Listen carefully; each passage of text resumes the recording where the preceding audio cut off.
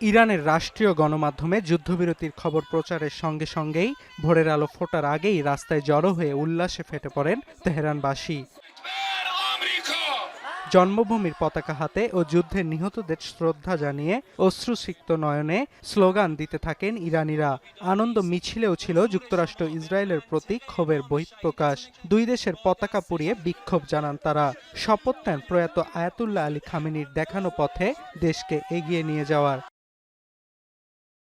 Hormuz ইস্যুতে ইরানের সভ্যতা ধ্বংসে ট্রাম্পের হুঁশিয়ারি ঘিরে যখন অস্থির বিশ্ব, ঠিক তখন আল্টিমেটাম শেষ হওয়ার প্রায় ১.৫ ঘণ্টা আগে ইরানে ২ সপ্তাহের জন্য হামলা স্থগিতের ঘোষণা দিলেন মার্কিন প্রেসিডেন্ট ডোনাল্ড ট্রাম্প।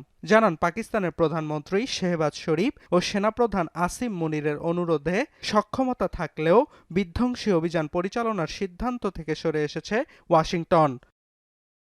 ট্রাম্পের ঘোষণার পর যুদ্ধবিরতির বার্তা দেন ইরানের পররাষ্ট্রমন্ত্রী আব্বাস আরাকচি। নিশ্চিত করেন ২ সপ্তাহ হরমুজে নিরাপদ জাহাজ চলাচল নিশ্চিত করবে ইরানের সশস্ত্র বাহিনী।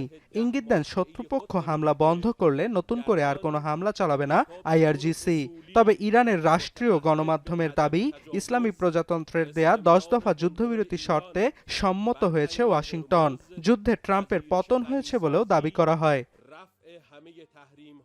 এদিকে বিবাদমান পক্ষগুলো যুদ্ধবিরতিতে সম্মত হওয়ায় ধন্যবাদ জানান পাকিস্তানের প্রধানমন্ত্রী শেহবাজ শরীফ। সাময়িক যুদ্ধবন্ধের শর্ত হিজবুল্লাহ ও হুথি বিদ্রোহীরাও মেনে চলবে বলেও নিশ্চিত করেন তিনি।